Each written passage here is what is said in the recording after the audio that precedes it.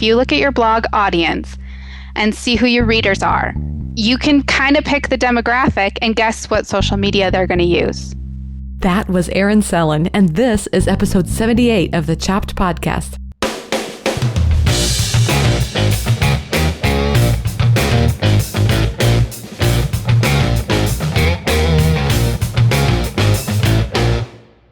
Hey everyone, I'm Marley of the blog Namely Marley, and I am your host today, and this is the Chopped Podcast. You know, this is the podcast designed for people just like you, bloggers who love food. Each week, my goal is to share with you interviews, thoughts, stories, everything related to food blogging so that we can all learn together about what works with food blogging and maybe even a little bit about what doesn't. Today's guest is Erin Sellin of the site Dinners, Dishes, and Desserts, and she and I are talking about Facebook. Can you tell we have kind of a social media theme going on right now, because last week we talked about Instagram and this week we're talking about Facebook. I don't know how that happened. It actually wasn't by plan, but let's go with it, right? And if you may be rolling your eyes at the thought of listening to someone talk about Facebook, like maybe that was so, 2015 or 2012, maybe even, I don't know.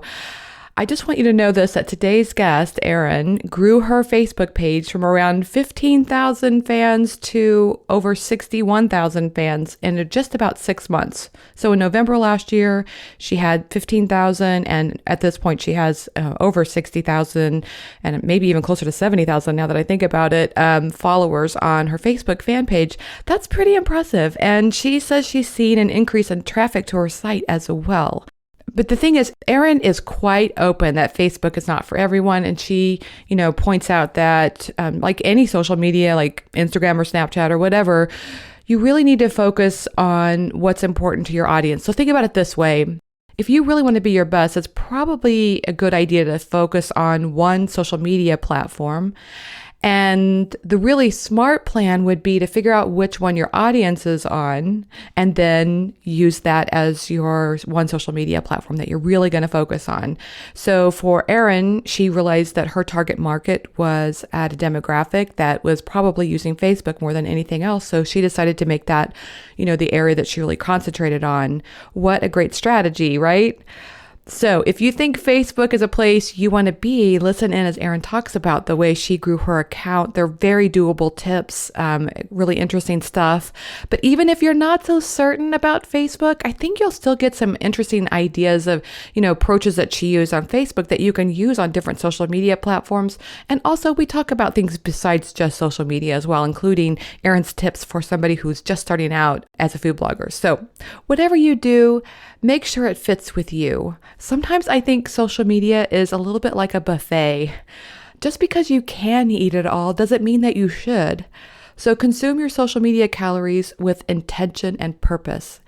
It's like Kara and I talked about in Fry Chats in episode 74 on the topic of what is success. You need to know what works best for you. Follow your own internal blueprint and then let that be your guide. Okay, I'm so excited to share this interview with you today, but first, a word about the Chopped Conference. Kara Anzus, Fee Kellenhofer, and Lauren Greer and I have been busy planning this year's conference, and it's going to be so great. If you're looking for a food blogging conference to meet and connect with other amazing food bloggers, creatives, people just like you, in an environment that is, I don't know how to say it, it's like magical, then Chopped Conference is the place you want to be. Head over to choppedcon.com today and click on register to buy your ticket. We can't wait to see you there. Okay, let's get straight to today's feature interview with Erin Sellin. So put on those earbuds, turn up the volume, and let's talk about all things food blogging and so much more. Hey everyone, I'm happy to have Erin Sellin of the site Dinners, Dishes, and Desserts on the show today. Hey Erin, welcome to the Top Podcast. Hi, thanks for having me. Well, thanks so much for joining me. And I'm really looking forward to talking with you today about the strategies that you've used to grow your Facebook page. But first, let's take a step back, and I would love for you to share with everybody how it is that you started your food blog. I started about 5 years ago. My son was in kindergarten. I'd been a stay-at-home mom, so now that he was in school full-time, I needed something to do. And my husband suggested I take this computer programming class, and it was not at all what I wanted to do.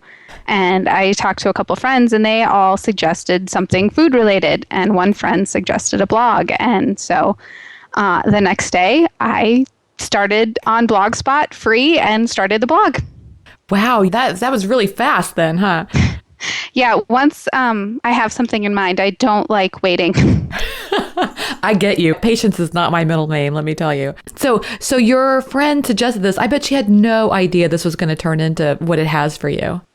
No, she emails me frequently and is congratulating and shocked that it turned into what it has. So, if I were her, I'd be saying, when is it time for you to take me out to lunch to say thank you? Yeah, good thing she lives about 1,500 miles away at this point. Yes, exactly. That's good. I love it. So, she mentioned that, but you must have had some kind of, interest in cooking. Otherwise, that wouldn't have been an attraction to you. Yeah, I've always been interested in cooking. I mean, I remember a college apartment, my roommate and I would cook dinner together at least 3 nights a week. Even if we would dress up Box Mix Hamburger Helper and add in stuff just because we wanted to cook something. Yes, that's great. And what about before that? That really was your first experience with getting into cooking? I helped my mom cook dinner and stuff and bake Christmas cookies and all that, but nothing major. I mean, I was a finance major in college, so going into food was not something I saw in my future. That said, I have an MBA, so I really have an affinity for finance majors. and I do think there's something to the preciseness of things like accounting and recipe development and understanding the, reactions between food and things like that. Yeah, there is. It does help on the accounting side, that's for sure. That's good. We have to make that degree relevant somehow. Somehow we can twist it in a way to make it relevant. Exactly. So let's talk about food photography because, that's something I think it's like a rite of passage for a lot of bloggers. Did you come into this with some photography skills in place or did you have to kind of grow those along the way? None at all. My husband had just bought a really nice camera because we went on a trip to New Zealand right before I started my blog. So I had this really awesome camera to start with and took absolutely horrible pictures because I had no clue what I was doing. Yes, don't we all? Yeah. A lot of trial and error to get better. And what great timing, though. This is almost like the planets lining up that you happen to get a really great camera at the same time. Yeah, it was. It was about a month before. Wow. Perfect timing. So did you just look up online or did you take a workshop? How did you figure it out? Trial and error. I would love to take a class, but I haven't yet. It's all just trial and error. Yeah. And there's a lot of things online that you can read about too that gives a lot of tutorials. Yeah. My husband's really good with the technical side. So he's showed me the ISO and some of the settings on the camera. The rest I've, just played around and see what works and change what doesn't. Yeah, excellent. And so now that you're 5 years into this, I'm just curious, are there some things about food blogging that's been a surprise for you that you really have ended up, you really like? I am surprised I like the photography side of things. I used to hate it, and now I find it kind of fun to style it and make it look different ways. Yes. And the community is crazy. I never realized that there was such a food blogging community and that you'd make friends and have that as this job. Now, a lot of people answer that question, and I'm just curious if you can elaborate for people what that means to you. In other words, people would leave comments on your site and then you would leave comments on theirs, or you were in Facebook groups together. How is it that you discovered these other food bloggers? Back when I started 5 years ago, there was Food Buzz. And that was almost a social networking site in itself for blogging. Yes. So, I mean, I met a lot of people through commenting on their sites through Food Buzz. And then from there, it's Facebook groups and just reaching out that way. That's great. That's good. That's good tips. I think the Facebook groups right now, I think have probably pretty much taken over in that arena. Is Food Buzz even around anymore? I don't think so. That's too bad. Conferences are another good way to get to actually meet people in person. Oh, yeah, for sure. And that, I think there's nothing that can beat meeting people in person, to be honest. Yeah, agree completely. Okay, so is there anything that you would put on your list as something that you just really don't like about food blogging? I don't like the writing. Oh, you don't like the writing? I can write a little bit, but coming up with a lot, like the actual, the writing is not my favorite. Well, you're in luck because it seems like a lot of people don't like to read. So Exactly. It doesn't matter what I write. They're going to skim to the recipe anyway, right? They just want the pretty pictures and the recipe. Yeah. Yeah. But you got to hit your word count for Google. And I know. it's just, Yes. And sometimes the word count, it's 300 words, right? Or 350? 300 is what I go for. Yeah, 300. You're at, okay, 299. Just one more to go. Where can I insert one word? Oh, that's good. Okay, so one of the main reasons I wanted to talk with you today was about Facebook, because we're in a group together and you recently talked about how you grew your Facebook following. And I was so inspired by that. And I know that it's actually something that people have reached out to me about, saying, when are you going to interview somebody about Facebook? And actually, somebody specifically said to me, I would love to hear from somebody who is, there are some people who just got into Facebook early and they have a lot of followers. And I mean, a lot as in hundreds of thousands. And then there are, it's gotten harder. And it sounds like you did this very recently. So I think it makes it very relevant to a lot of people. Can you talk about where your Facebook was at like a year ago and what your numbers were? A year ago, I don't know. I really started tracking it about last November and December timeframe. So about 6-7 months ago. And in December, when I decided that I would actually make an effort at it, I was at about 15,000 at Thanksgiving.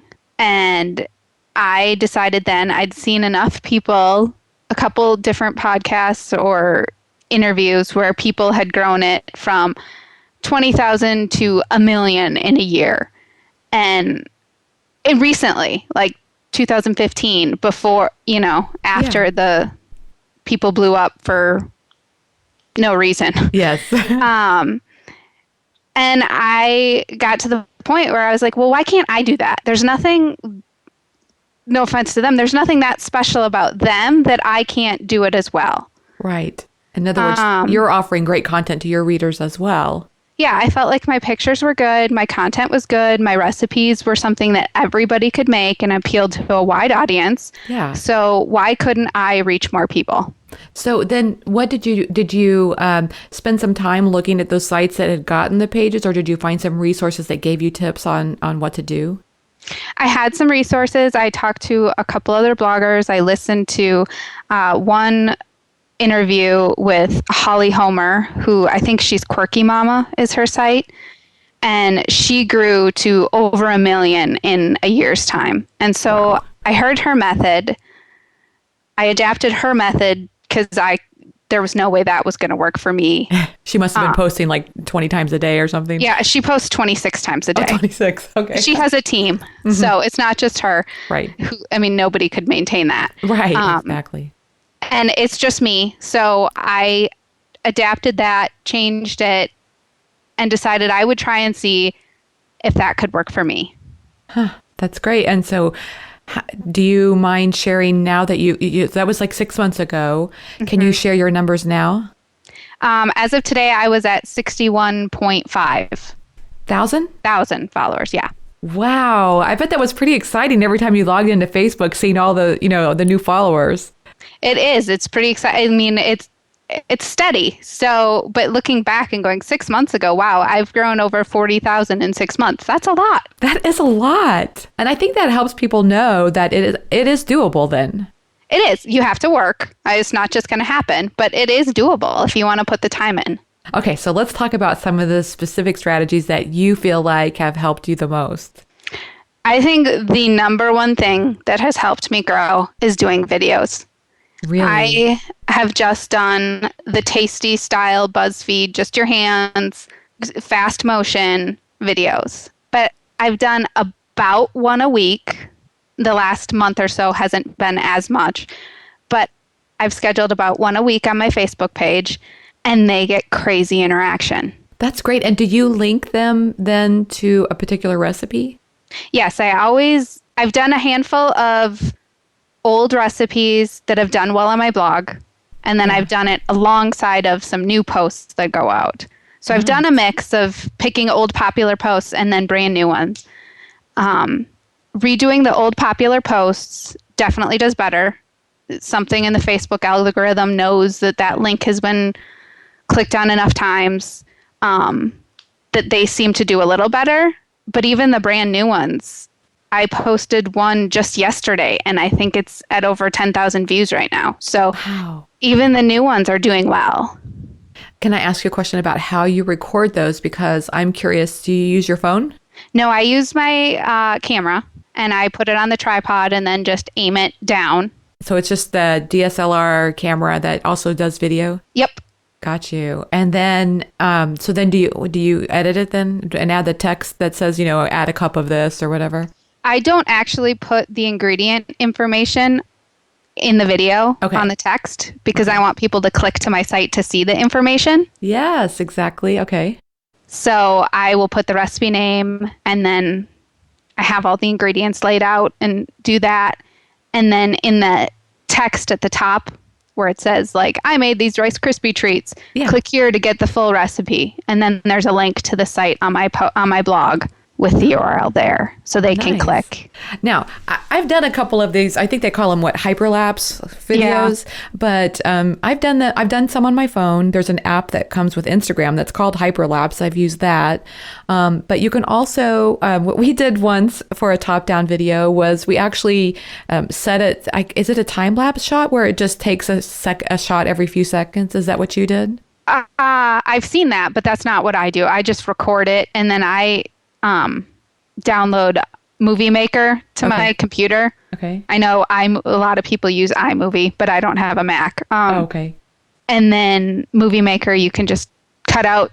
I clip parts where I'm like, if I microwave something, I leave the video running. Yes. And then just cut out that 2 minutes or whatever, and then you can speed parts up. If it's like a gooey pole shot, you can slow it down. Like you can just change it with whatever you want in the actual editing software. So you keep the film running, and then you're over there microwaving the marshmallows, and then you come back over, because that it can be tricky, the timing of everything. It can be. It's you have to have everything set up ahead of time and be ready. Yeah.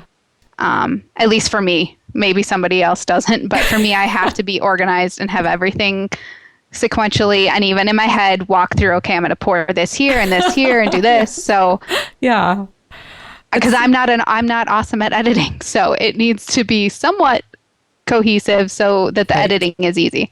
Yeah, you don't want to spend all day on the edits, right? Right. Yeah. It's funny because we've just been getting into this a little bit more recently, so that's why this is kind of fresh in my mind. But, sometimes I've actually even gone to we did a cake yesterday, and so rather than having to wait, I actually made one cake ahead of time and then showed the processes, and then boom, here's the the done cake. Yep, so. I've done that too. But it's just kind of thinking through those steps, and it's surprising how many times that I think I have everything laid out, and then I go through it one more time and I realize, oh yeah, I've got to have a measuring cup here or whatever. Yeah, I'm actually gonna try Facebook Live cooking this afternoon with a recipe. So I'm trying to get everything set up, and I got it, and I'm like, oh wait, I'm gonna need a spoon to scoop the yogurt out. Okay. Now, is this going to show you, or is this also going to just show your hands? No, this one's gonna be me. Are you nervous about that? Yes. It's going to be great, I'm sure. And I've heard great things about people using Facebook Live. I think it's the new thing. I think that the Tasty Style videos have done really well in the past. And I think now that Facebook Live has their live platform, they seem to be really pushing that. And if you do well, I think their algorithm is really in your favor to show your stuff to more people then. Yes. It's like get past your fears and just get out there and do it, right? Yeah. There's not that many people that are going to see it, and I'm never going to meet them. So what's the worst that's going to happen? Yeah, exactly. And the nice thing is, it sounds like you've gotten some really good growth as a result of that. Are you also seeing additional traffic to your site as well? Yes. The video's not putting the information in there for the ingredients has helped, because then people have to click through. Yes. But the increased followers just means more traffic. Yes. And it's a tangible thing, unlike focusing on Instagram or something where you can't really click or keep track of the clicks. In Facebook, you can look and see, and you can look in Google Analytics and see, well, my Facebook is now 20% versus 15%. Yeah, exactly. And do you then also put that video in the post itself too? Yes. Ah, see, that's smart too, because I think I read some statistic like 70% of sites or, online destinations are going to have video. So having more Oh, video is okay. good. Yeah, I upload it to YouTube Yes. and then embed the YouTube link into my blog post. Yeah, that's really smart because that way it keeps your site running fast. Yeah, and Yeah. I don't know that, I mean, this tasty style videos aren't exactly what people go to YouTube for, but I figure it doesn't hurt to have some videos there and build a channel. Yeah. And honestly, I feel like they're kind of those tasty bite styles of videos are really pretty easy to do. They can be, yeah. I mean, They don't have to be hard. You can do yes. them in 30-second cooking Yes. tip. I mean, it doesn't have to be difficult. Right. It's just lining up the ingredients and doing it, and then you've got it. And maybe a minimal amount of editing. I think for us, we do have Macs, and for us, it was the idea of putting the text on there is complicated because iMovie is not really very flexible in how it allows you to put that text in there. At least not that we've Okay. found. I like your idea of just don't put the text in. That solves that problem. Yeah. And it solves a Make few them others click. too. Yeah. Make them work. Get paid for it. Excellent. So, okay, you did videos and it sounds like you're doing those. You've been doing that like once a week since January? Uh, I did 2 in December that did really well, and that's what kicked off me trying to do them more often. Okay, great. And I have one more question for you on the video, just because this is kind of actually what I went through yesterday as I uploaded. I shot a video in hyperlapse and I posted it on Instagram. And then I also shared that same video on Facebook, not through Instagram. I loaded it into Facebook separately. Of course, there was this problem in that to make it look great on Instagram, I shot it in portrait and then I shared it in Facebook in portrait as well. Well, when I saw what it looked like, I mean, I went back like an hour later and looked at it and it looked terrible on my computer. However, it looks great in mobile. And Oh. it's gotten like 3,000 views. It's getting great traction. So of course, I'm just in my mind going, oh, it just looks so bad. Lenny of Shea Us would just have a fit, but he doesn't like people shooting video in portrait. That's kind of a side joke. But I don't know. I'm just curious how do you shoot in landscape mode then? Yes, that's just how I have my camera set up on the tripod for it. So that probably does look better in Facebook then. I think so. I haven't noticed on my phone or on my computer that it looks funny. So I think shooting in landscape, I know Facebook likes landscape when you when you upload photos. So Yes. I'm assuming video is probably similar. Yeah, and it makes me think, gosh, if I'm getting this kind of engagement on a bad video, look, I probably will do even better if I do it in landscape, Yeah. Do you also then embed those videos into Instagram too? I have not, because mine are usually Too long? a little bit too long. Yeah. I So- should try that, though. I should edit one down and see how it does. Yeah, how long do you think your videos are? Like a couple minutes? I, under 2, usually a minute 30-ish. And I think that Instagram is 60 seconds, right? Yeah. Yeah. Interesting. Yeah. Okay, so let's talk about a couple of the other things that you've done on Facebook. Have you done any of the, scheduling posts that go out? Yeah, I think being consistent in your posting is key. So your readers, your fans are consistently seeing your stuff, used to seeing it and used to interacting with it. Yes. So I think scheduling is key, and to play with the times, see what works, because what works for my site isn't necessarily going to work for yours. So I know you can use the Insights tab to see when your readers are mostly likely online. Okay. And I use that for a start and an end time for mine to know, like in the morning, I have readers at 6 a.m. So I start posting at 6 and then I end about 10 p.m. because that's when most of my readers are done for the day. Okay. So I don't post through the night or anything like that. So then when you say posting, then you're scheduling from beginning at 6 and ending at 10, what, every hour? I usually do every 2. Every 2 I've played hours. with it. So if I do more, it doesn't always translate to more traffic or more people seeing it. Right. So you kind of have to just play with it and see what like the sweet spot is for your site. Okay, I get it. And then that leads me to another question, which is like, is that all your own content, or are you using other people's content as well? No, I do about 50-50. I know some people do a lot less of their own, but in my opinion, it's my page and they I liked it because agree. they like my recipes. Yes. So I use it to showcase old stuff. So let's talk about that because I always feel torn. Like I like it when I go to somebody's Facebook page and it's only their content because I kind of feel like that's why I'm going there is I want to see what they're offering. Uh-huh. But I do know there are some benefits of sharing content from other pages, especially if they have a bigger following or bigger, what is the word that they use on Facebook? Engagement. Engagement, yes. Yeah, that's one of the other things I've done. Is share groups in a way that you get a group of eight bloggers who have similar style recipes, similar reach in their blogs, similar size Facebook page, and you set up a share group where once a day you share somebody else's recipe and they are sharing yours. Nice. So you are not only having your stuff shared constantly, but you know you have good content that you're sharing on your Facebook page. Ah, that's good. I love that idea because sometimes, actually, I've sometimes created a list of, because I'm in a niche, and so it's nice to know exactly who I'm going to be sharing content with, and so that's a great idea to just form your own group, right? Yeah. I'm a firm believer is if you have an idea and you're not invited to it and you see other people doing it, start your own. Don't feel left out, right? Exactly. Don't feel left out. Start your own with your own. And it Yeah, doesn't necessarily need to be your friends because right. I mean my some of my best blogging friends have completely different style recipes than I do.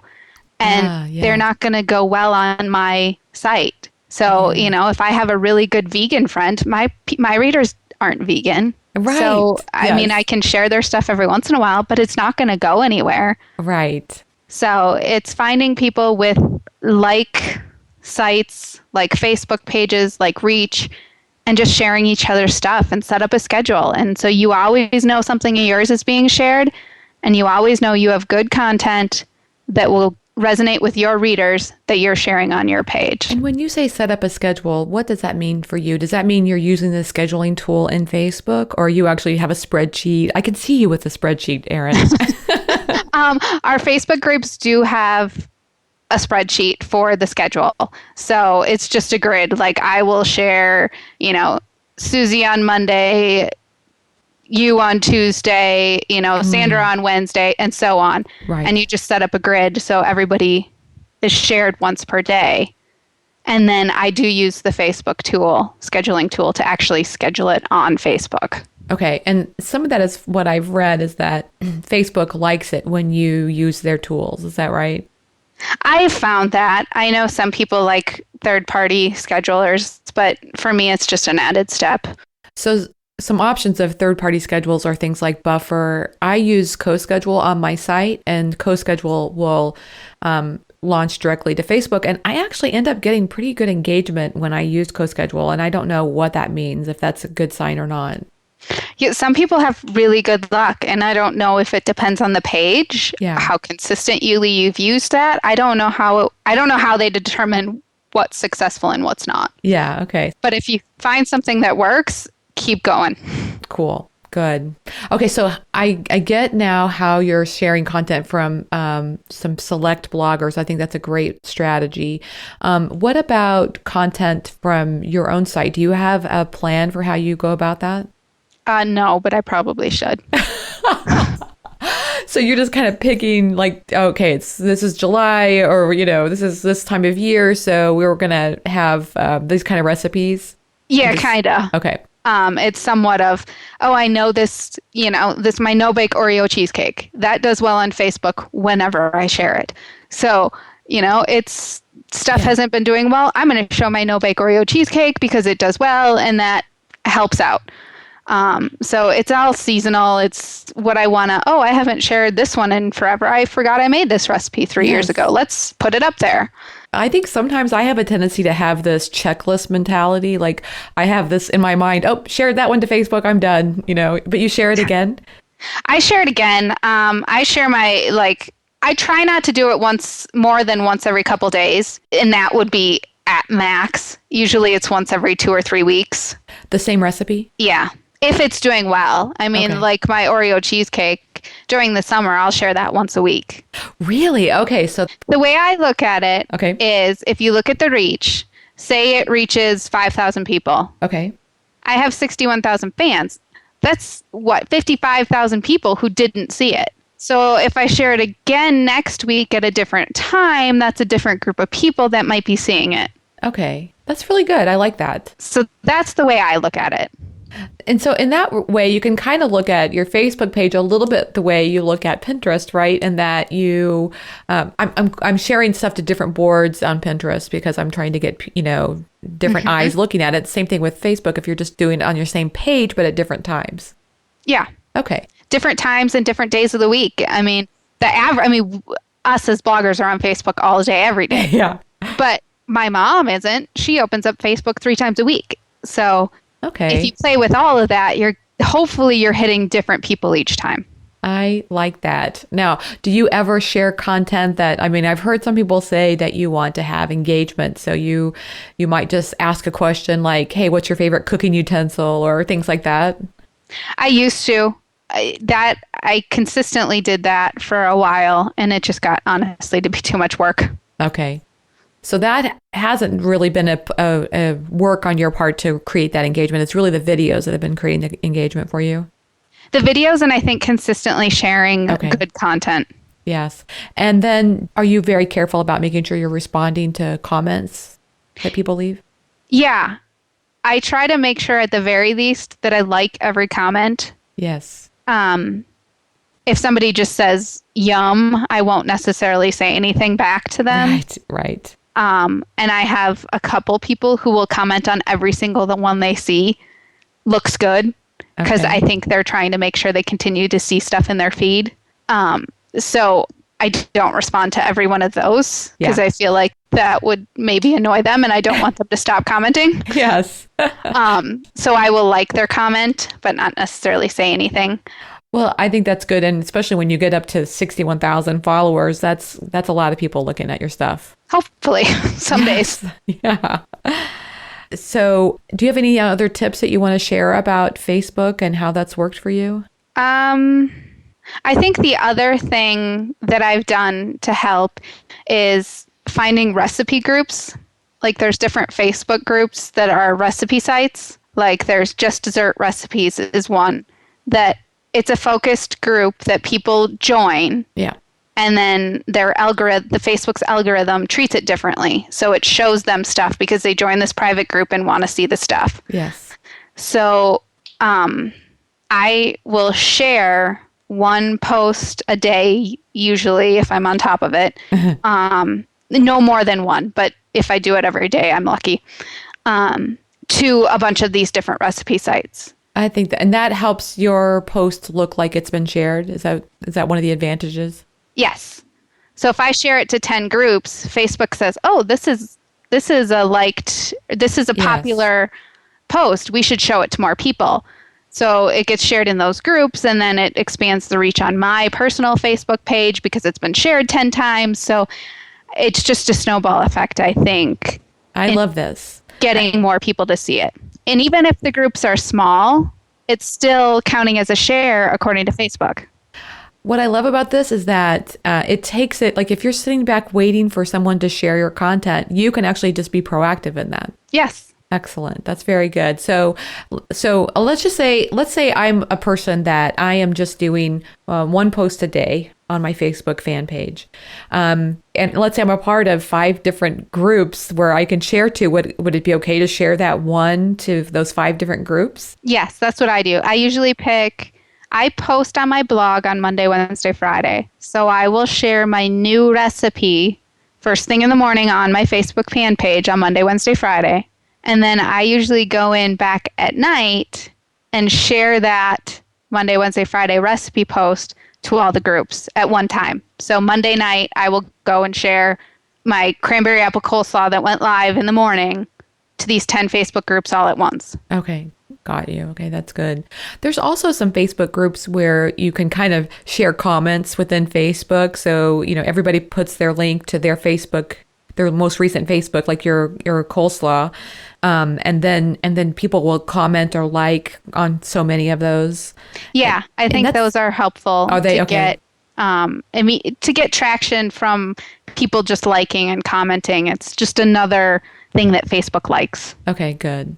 So I don't know if that makes sense to people, but to be a part of groups where you're sharing likes, sharing, sharing your content, sharing comments, all of that stuff is helpful within the Facebook area. Yep, and that's another one I think if you're not in one, start one with your Yes, and right. that one I don't think has to be in your like Niche. necessarily niche. That could be Yes, everybody. I can comment on a vegan's Facebook post and said those carrots look great right. and it helps them. It doesn't do anything for the fact that I'm not vegan, but I can still comment and it helps them. Yes, exactly. Okay, so I got to ask you a question. Why Facebook? Does it matter anymore? I think it does. I think it depends on your blog audience, but if you look at your blog audience and see who your readers are, you can kind of pick the demographic and guess what social media they're going to use. If your audience is mainly 30 to 50-year-old women, chances are they're not going to be on Twitter Right. or they're not going to be on Instagram. So for that age group, it seems like Facebook would be what they would use most often. Interesting. Okay, that's good. So if the demographic of Facebook matches the demographic of your readers, then you need to be there, right? You need to be showing your stuff there. I think so. But I also think if you personally hate Facebook, Yeah. you're not going to like it and it's not worth spending your time there. Yes. I mean, the one thing I have to admit that I love about Facebook, it's a little bit like Instagram. You get a lot of feedback from people. People are commenting. It feels great. I personally like Facebook on, my personal page to follow my friends, to see pictures of my friends' Yes. kids. I Yes. like Facebook. Right. So me spending time growing my blog's Facebook page, yes, it's work, but at least it's in a platform that I feel comfortable with. And I hear a lot of people talk about how, you really should be all about your email because you own that. And I totally get that. And I feel that. However, I can see the advantages of something like Facebook. I think you should be growing your email list, by the way. But you also, once you reach a certain threshold, you have to start paying for that. And then you also have to figure out what content you're going to be delivering to your email list. And that gets overwhelming too. So having something like Facebook, I think just makes sense. And 60,000 followers, I think that's got to be something that's attractive to brands if you're wanting to do sponsored posts and things like that. Yeah, I think the higher brands like high numbers. Yes. I mean, as much as we don't like it and we think engagement and relationships are more important, Yeah. brands like numbers. Exactly. It's so true. Okay, so anything else you want to share about Facebook? I think that about covers everything I've made notes on. Yeah, I think so too. I'm really impressed. So I just curious, do you have any other tips that you would share? Like let's say there's somebody brand new to blogging. Do you have any advice that you would give them? I think staying true to who you are, picking what you like doing, whether it's the type of food you make, the social platforms you want, and just doing what you like. Because when you first start, you can't be good at everything. You're not going to be good at social media, taking pictures, writing recipes. So taking baby steps, focusing on what you like, getting better, and then branching out. I think that's so good because it's so easy, especially when you're new, to let the world be your windshield and then you get overwhelmed and frustrated. And I think that's so smart. Great advice. Yeah. Okay, here we are at the end of the interview. Can you believe that? And it's I know. It went by so fast. I know. I have just a couple of fun, quick questions for you. So, what's one food item you cannot live without? Chocolate, hands down. Ah, I love that answer. Any kind of chocolate, dark chocolate, milk chocolate? What's your favorite? I'm a milk chocolate person. Okay. Do you have Yep. What do you like? Is it s'mores? What are you putting them on? Look at me asking all these questions. Nothing beats a hot chocolate chip cookie out of the oven. Oh, that is so true. The melty chocolate. Yes. Gets all over your fingers. Ah, it's good stuff. Yep. Yes. Okay, now you're getting me hungry. What's the favorite app on your phone? A friend just made me start doing Snapchat, and I have to admit, it's really fun. It's addicting, isn't it? It is. I have avoided it for so long, and a friend just sat down, made me sign up, made me do it, and it's so fun. Okay, what's your handle? Dinner's dishes. Dinner's dishes. Okay, I'm at namely Marley, so you'll have to Okay. we'll have to follow each other because it's just a fun way of getting to know someone behind the scenes, not, with their hair And it's up, hair down, no whatever. pressure, Yes. no trying to impress anybody with followers and numbers. Uh-huh. It's so easy. Yeah, and I like, just like being playful and doing stupid things. And I don't know, it's just I think it's just hilarious. I love seeing It's it a from other fun way people. to Yeah. also, like, if you have kids, to get your kids involved and like take pictures of your kids and not necessarily put them in front of the masses. Yeah. Oh, that's so true. That's true. So yeah, it's been fun following some people there. I agree with you. Snapchat's a great one. Okay. So Yeah. do you have time for TV at all? And if you do, what's your favorite show? I think Amazing Race. That's a hard question, but I think Amazing Race because I just want to travel everywhere they go. I see. I don't watch this show. So what happens on the show? It's like a reality type game show thing where there's different teams Okay. and they have to travel to these different countries and then they have to do a task and a roadblock and Oh, Amazing Race. Is that what you Yes. said? Yeah. I heard Amazing Grace. Like, Oh, no. Oh, that's funny. Okay, my Sean's parents watch that show, so I have seen that from time to time. It does look pretty exciting. Yeah, I mean, we watch a decent amount of TV, but if I could do anything, it would be travel all the time. So that way, at least we get to see all the cool places in the world that we want to go. Look at it this way. You're just like plotting which countries you're going to go to when you've got the time to travel. Exactly. We should start making a list. Like I think that it's a country, great that idea. country. Yes. Another spreadsheet. Exactly. Okay, Erin, how can people find you online? On Facebook, I am Dinners, Dishes, and Desserts. Pretty much everywhere else, I'm Dinners Dishes, and my site is dinnersdishesanddesserts.com. Wonderful. Erin, thanks so much for taking the time to talk with me. I had a great time. Thank you so much. Thanks to Erin Sellin for being my guest on today's episode of the Chopped Podcast. Be sure to go to choppedpodcast.com to buy your tickets to the conference, learn more about today's show, and sign up for our newsletter to get the latest on all things food blogging. Tune in next week as I talk with Casey Benedict of Kitchen Play and also the conference Eat Right Retreat about the business side of blogging. She should know she's been working with food bloggers for years. Casey delivers some inspiring and yet also important business advice that you don't want to miss. You can show your support for the Chopped Podcast by leaving a review on iTunes or Stitcher. You can also share about the show on social media or even leave a link on your own blog or podcast.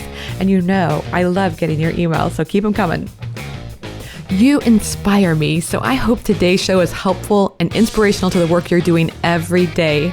Thanks for listening and have a great week.